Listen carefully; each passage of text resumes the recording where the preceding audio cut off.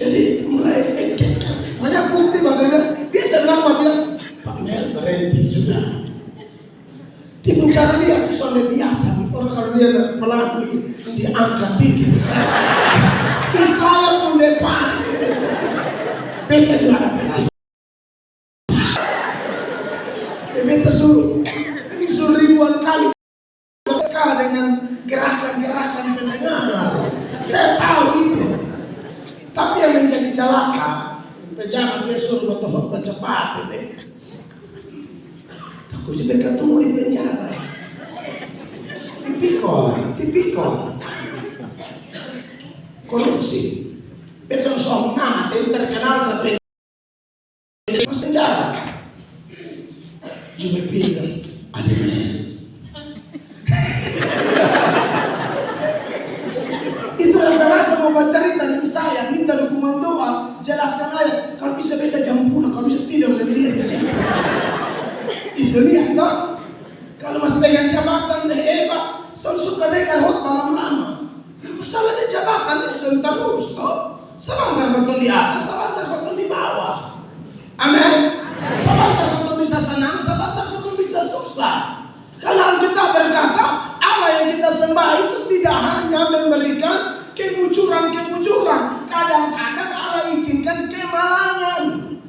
Itu ada tuh di dalam Pengkhotbah pasal 7 14. Firman Allah berkata apa? Pada hari mujur bergembiralah, tetapi pada hari malang ingatlah bahwa apa? Hari malang ini pun dijadikan oleh Allah seperti juga hari mujur, supaya manusia tidak dapat menemukan sesuatu mengenai masa depannya. Ayub tidak pernah menyangka bahwa akan datang hari malapetaka. Ayub lihat semua baik-baik, usaha jalan baik, ternak berkembang biak baik, anak-anak sehat-sehat, satu orang rumah satu. Apa yang kurang? Ayub tidak pernah menyangka bahwa akan ada badai yang datang mendadak sampai pukul rata seluruh hartanya. Dan begitu kelimpahan, paling kaya di daerahnya pada waktu itu, sampai titik minus, bukan nol lagi, minus. Anak 10 orang mati. Lalu istrinya bilang apa? Ayo, kutukilah dirimu dan kutukilah Tuhan Allah dan kau mati sudah. Ini membini-bini setan.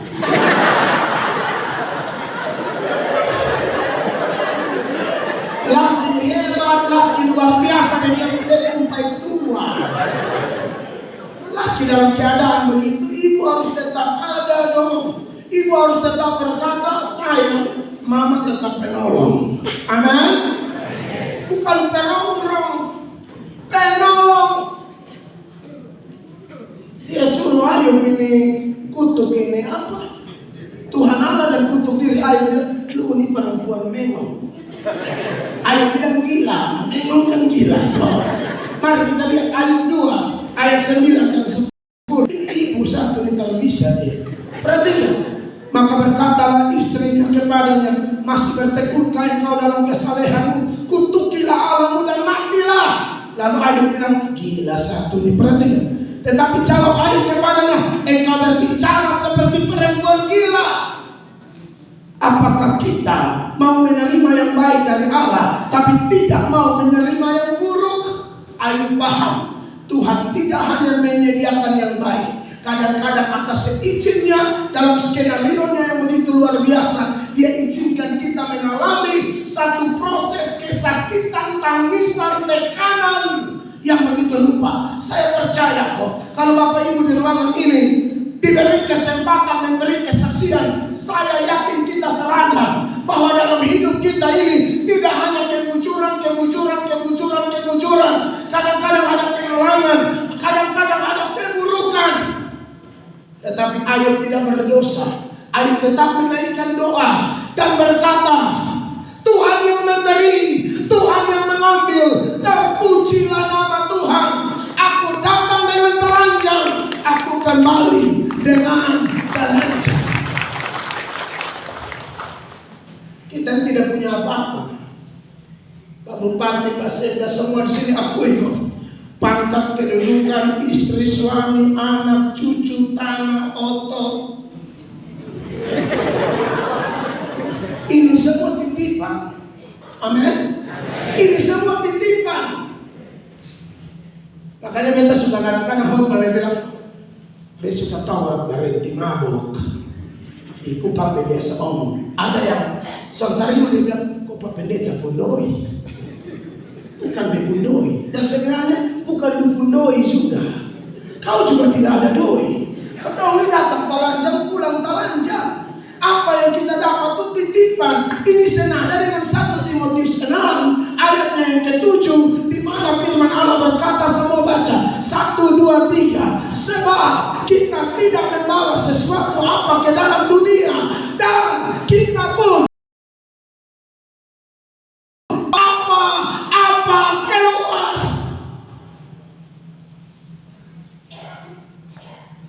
Bos matahari, pemilik matahari, dia meninggal.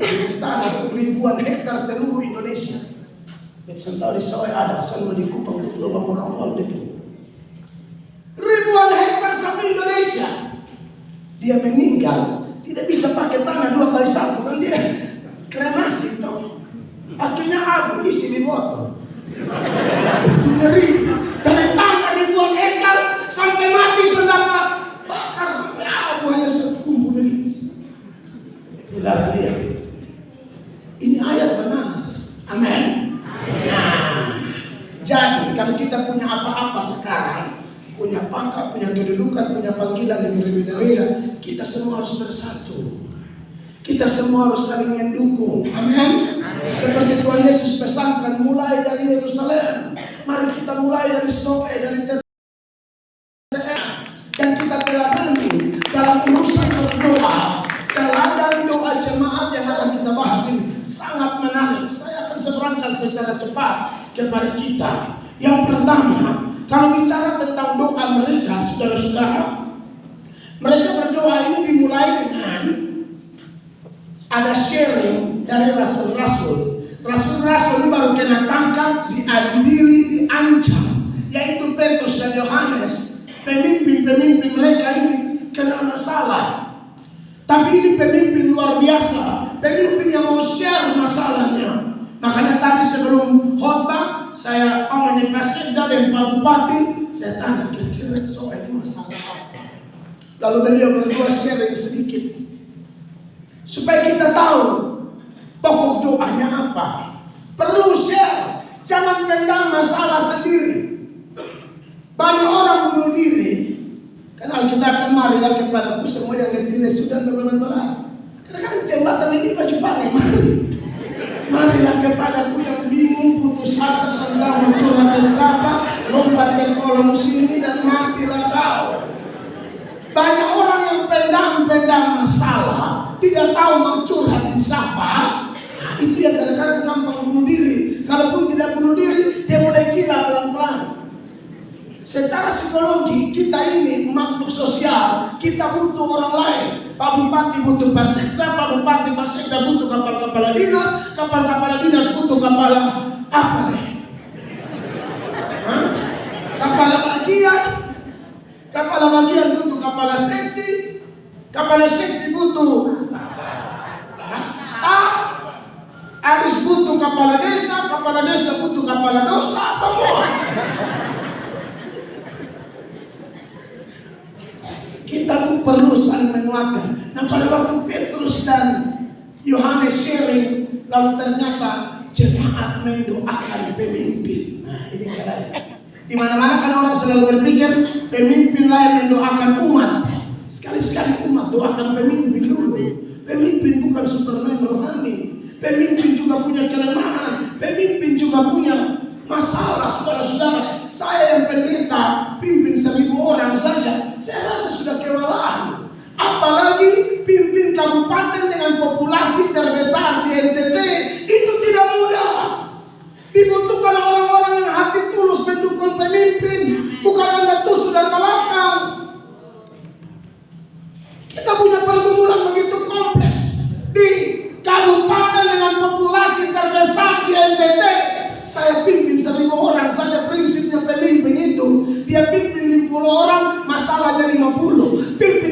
orang, masalahnya 100. Pimpin 500 orang, masalah saya 500. Ini pimpin manusia banyak, 4 juta. 471 ribu. Itu nyari itu. Maka kita perlu untuk mendoakan negeri kita. Amin.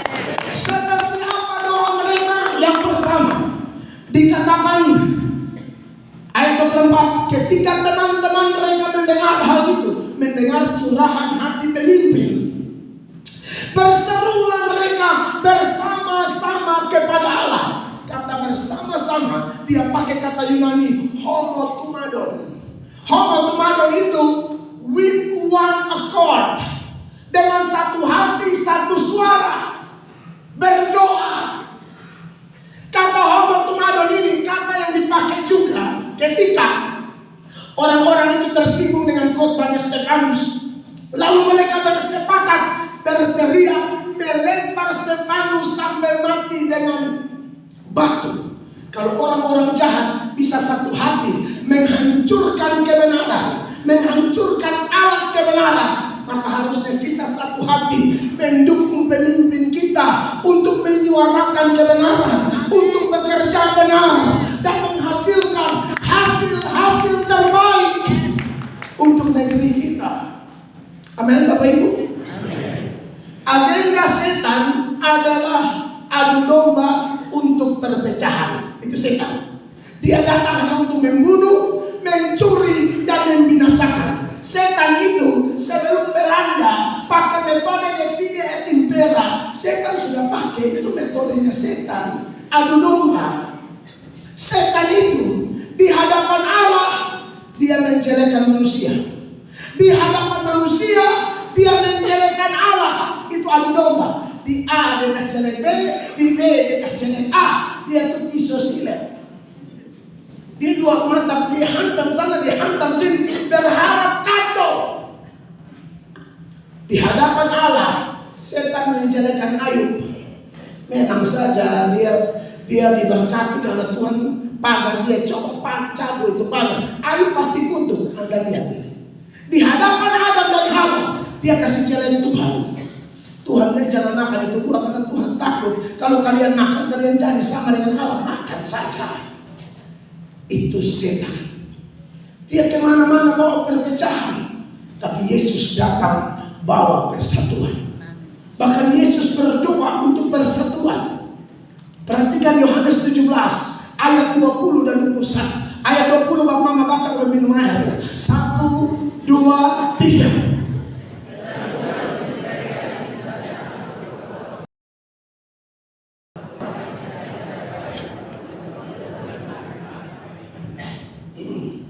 Bapak doa maaf banyak Tuhan yang tahu.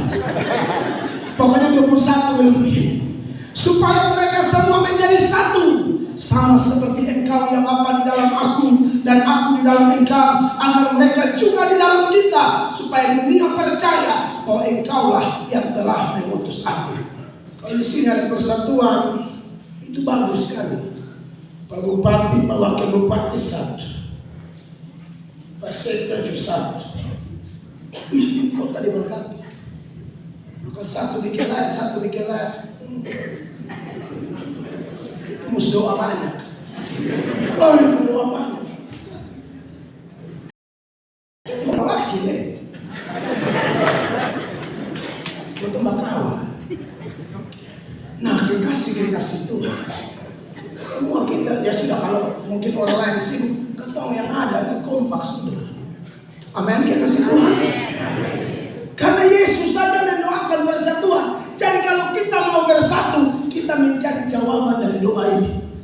Kita mencari jawaban dari doa Yesus. Ribuan tahun yang lalu Tuhan Yesus berdoa, Tuhan tolong Bapa, tolong supaya rasul-rasul bersatu, dan semua orang yang nanti bertobat karena pemberitaan mereka atau menjadi Kristen termasuk kita, tolong supaya mereka satu. Karena di mana ada kesatuan, dunia akan melihat ada Allah di situ, ada Yesus di situ, ada sumber segala berkat. Amin. Makanya Mazmur 133 teman, kalau ada kerukunan, ada kasih persaudaraan, kesanalah berkat-berkat diperintahkan. Jadi bukan soe atau TTS yang kejar berkat, berkat yang kejar TTS dan soe. Amin. Karena Tuhan akan perintahkan, wah, di sana ada persatuan tuh. Pemerintah dengan gereja bagus, pemerintah dengan eksekutif dengan legislatif, yudikatif bagus. Maka Tuhan yang akan bilang berkat kejar TTS. Stunting, desa-desa miskin apa sih? Kan puji Tuhan mulai mengalami penurunan. Kalau lebih kompak lagi, kita yakin mana? Amin. Kalau lebih kompak, lebih luar biasa. Nah, itu dimulai dengan doa yang sungguh-sungguh dengan satu hati. Di dalam satu hati ada berkat luar biasa. Amin.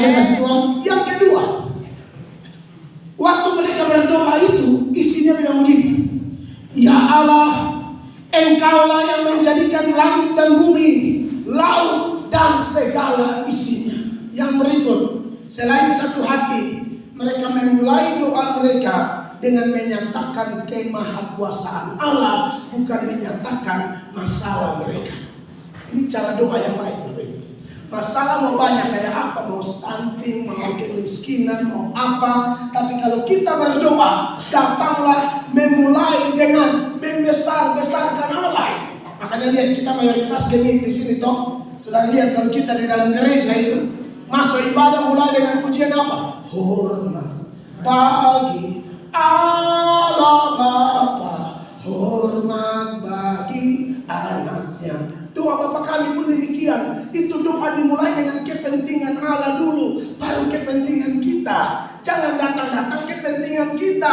Kalau kita datang-datang langsung kepentingan kita, kita tidak memperlakukan dia sebagai Allah. Kita memperlakukan dia sebagai babu. Kita memperlakukan dia sebagai security. Kita datang memerintah, melapor saja. Padahal Tuhan tidak mau begitu. Silakan masalah kita besar. Tapi pada waktu datang di hadirat Allah, belajar menyembah Tuhan, belajar membesar-besarkan Allah, bukan membesar-besarkan masalah. Amin. Sebab masalah di TTS ini sebesar apapun, belum sama dengan masalah Israel di Mesir, belum sama dengan ketika mereka menghadapi laut Kulsum. Tapi ketika orang membesarkan Allah, masalah sebesar apapun menjadi begitu kecil. Seringkali kalau kita doa, bahkan kalau kita biasa memulai doa-doa kita dengan menyatakan masalah kita, kata-kata itu saja sudah mau melemahkan kita. Tuhan hamba semua mati. Ini kata-kata sudah melemahkan. Tuhan hamba lagi forever. Itu saja sudah melemahkan. Harusnya datang puji Tuhan. Amin. Tak usah urusin lagi forever. Tunggu. Saudara punya sakit, datang-datang jangan langsung mengeluh, menyembah dia dulu, berikan puji-pujian. Amin. Doa Bapa kami bilang, Bapa kami yang di surga, ini Tuhan punya semua. Dikuduskanlah namamu, datanglah kerajaanmu, Tuhan. Jadilah kehendakmu. Anda lihat doa Bapa kami itu ada prinsip doa yang bagus. Kalau datang doa, mulai dari Tuhan punya, sudah, Tuhan sudah, baru berikanlah kami belakangan makanan kami yang secukupnya. Anda membawa kami ke dalam pencobaan, itu di urutan berikut. Nah, ternyata jemaat ini memberi teladan kepada kita. Jadi menurut saya, ibadah hari Senin jadi tidak cukup. Bapak, sudah cukup. Terus ada saat di mana tak usah pakai dikarusi, semua duduk di lantai kalau doa puasa di sini. Bapak percaya, undang saya datang. Aku sudah pendeta sini banyak, tak usah repot. Serius tapi saya tidak hati mendengar masukan Bapak. Di mana ada pemimpin berlutut merendahkan diri Bapak, surga bergetar, surga bergetar. Menurut saya ibadah di kursi ini tidak cukup. Kita berapa menit semus jatuh, putar tambah lebih lama. Serius Bapak, kita coba siap waktu. ASN semua kotor doa puasa. Buka puasa maka kacang hijau di muka, kolak, betul. Itu kan gaya saudara. Ingat, revival pernah terjadi di kota ini. Amin. Jangan itu anggur yang air jadi anggur, sekarang air sudah jadi sopi. Tolong dulu kita jangan padamkan itu roh Pentakosta. Saya sampai Amerika sama orang ngomong soe. Orang di Amerika saya tahu soe. Berkata di sini saudara keseriusan berdoa. Mari segera rendahkan diri. Saya yakin itu dasar luar biasa. Datang kasih puji, agungkan dia. Saya kalau doa sejam. Doa 1 jam. Tadi ini kami pada habis doa berlatih. Doa 1 jam Tuhan. Kami tidak minta apa-apa, hanya puji dia. Sebab kau besar, perbuatanmu ajaib. Tidak ada urusan dengan kami. Agungkan dia. Setengah jam yang sisa. Itu baru masalah orang. Masalah kami. Beban pribadi. Tuhan dahulu. Praktekkan ini Bapak Mama. Bapak Mama pasti kuat hadapi apapun. Amin. Yang ketiga, ialah bahwa ketika mereka berdoa, mereka kutip firman Allah. Karena waktu mereka berdoa di ayat 25 ini, 25 dan 26, mereka kutip Mazmur. Mereka bilang begini, dan pada Roh Kudus dengan perantaraan hamba Daud Bapa kami. Berarti Daud salah satu penulis Mazmur. Engkau telah berfirman, mengapa rusuh bangsa-bangsa, mengapa suku-suku bangsa mereka perkara yang sia-sia. Raja-raja dunia bersiap-siap dan para pembesar berkumpul untuk melawan Tuhan, dan yang diurapinya. Ini doa kutipan dari Mazmur 2 ayat 1 dan 2. Bapak Ibu jemaat baca, ini kutipan yang mereka masukkan di dalam doa. Jadi doa kutip ayat itu boleh. Klaim ayat berarti apa yang tertulis Tuhan itu adalah kebenaran. Mungkin kita terus baca lagi pulang, kita periksa Mazmur 2 ayat 1 dan 2. Ini yang dikutip oleh jemaat di dalam Kisah Para Rasul pasal 4 ayat 25-26.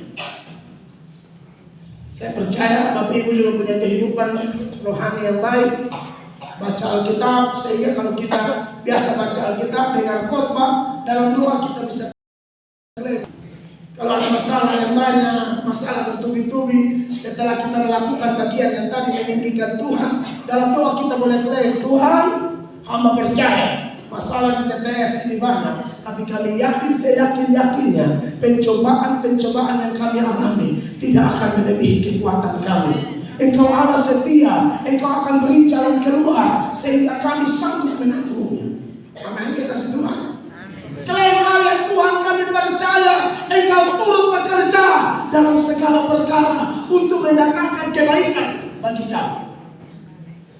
Dan yang berikut, yang keempat, mereka ini berdoa dengan mempercayai rencana Allah. Mereka doa karena mereka sedang ditekan. Mulai dari zaman Pilatus mereka ditekan, zaman Herodes mereka ditekan. Tetapi dalam doa mereka punya pemahaman yang baik. Bapak Ibu perhatikan ayat 27 dan 28. Sebab sesungguhnya telah berkumpul Herodes dan Pontius Pilatus beserta bangsa-bangsa dan suku-suku bangsa Israel melawan Yesus, hamba-Mu yang kudus yang Engkau urapi. Ini pejabat-pejabat jahat yang melawan Tuhan Yesus. Kita bersyukur di NTT kan pejabat jahat sedikit saja, kalau ada pun sedikit saja. Lebih banyak yang mau takut Tuhan, dan itu bagus sekali. Ya. Tapi kalau dulu semua melawan Tuhan Yesus. Tetapi kenapa orang-orang jahat ini hadir? Jemaat itu berdoa bilang begini, untuk melaksanakan segala sesuatu yang telah Engkau tentukan dari semula oleh kuasa dan kehendak-Mu. Ternyata orang-orang jahat itu juga ada atas izin Tuhan. Bapak Ibu, kalau kita disakiti orang, belajar berdoa bilang begini, Tuhan, ini orang ini pasti ada atas izin Tuhan. Jangankan ini orang, setan saja Tuhan belum kasih masuk di neraka. Kalau Tuhan masih mengizinkan menggoda kita, kalau setan sering menggoda kita, maka kita semakin bergantung Apalagi cuma alat-alat setan yang kecil, yang suka omong kita punya nama, yang suka ganggu kita punya rumah tangga, yang suka sindir-sindir kita di media sosial, yang suka fitnah kiri kanan. Ya kalau Flow Gomora terbongkar memang karena dia Flow Gomora. Kalau itu kelihatan jalan fitnah, itu fakta. Bagus juga ada akun-akun begitu. Tapi ada juga akun-akun yang model begitu tapi fitnah. Apalagi semua tahun politik 2024, fitnah akan keluar semua. Begini nama gono segala macam. Kalau ada orang fitnah, bapak-bapak pejabat, bapak-ibu ASN berdoa kepada Tuhan, hamba yakin dia ada atas izin Tuhan. Kuatkan hamba supaya hamba jangan balas jahat dengan jahat, karena pembalasan adalah hak Tuhan, bukan hak kita. Pernah ada penerbangan dari Jakarta ke Solo menggunakan maskapai Lion Air. Ada pendeta, dia itu ada jadwal itu pesawat satu-satunya ke Solo waktu itu. Dia pergi ke bandara, ternyata di seatnya dia itu 2A misalnya, itu ada 2 orang. Jadi bertengkar habis-habisan. Lion Air juga bingung, kenapa satu kursi ada 2 orang? Tidak mungkin membapak sampai Solo. Maka singkat cerita, pendeta ini tidak jadi terbang. Pendeta ini kecewa berarti makalai. Pendeta pun kalau tidak hati-hati, tidak mengerti rencana Allah, makalai sambaran. Mengomel makalai sambaran sampai kesalahan Tuhan. Tuhan ini bagaimana ini? Apalagi kalau di Jawa sana, kadang-kadang dong undang betul, sorry pengalaman. Dong baru undang, tapi transfer semua sudah dahulu. Doi khotbah semua sudah dahulu. Ini jadi beban kan? Sedangkan tidak ada penerbangan, mau jalan darat tidak memungkinkan. Pas sampai di rumah di dalam emosi tinggi, dia setel TV begini, dia nonton itu pesawat tadi jatuh di Solo. Dia langsung berlutut di muka TV, Tuhan minta ampun. Kadang-kadang kata sok lebih bijak dari Tuhan Allah.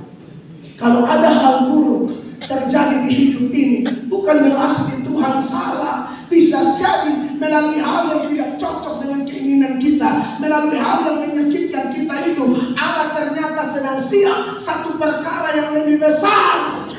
Jangan cepat marah-marah, tapi datang kepada Tuhan, bawa dalam doa sambil berkata, tidak ada satu perkara pun terjadi di luar kehendak Allah. Bahkan rambut di kepala pun tidak akan jatuh di luar kehendak Tuhan. Rambut di kepala Tuhan itu semua kok. Amin. Maka kita yang mulai gugur ya. Artinya sampai bikin repot Tuhan, beta di sungai. Sampai bikin repot Tuhan, Tuhan mau urus lain. Nah, itu Yesus. Poinnya adalah, Bapak Ibu percaya, tidak ada satu perkara yang terjadi kebetulan. Amin. Tuhan pasti punya rencana yang baik. Dan yang terakhir, beta tahu di sini kerjaan. Tapi ini bersekutu doa, follow gue jadi tengah. Tapi cari. Yang terakhir, Bapak Ibu lihat, mereka itu diancam supaya stop beritakan Injil.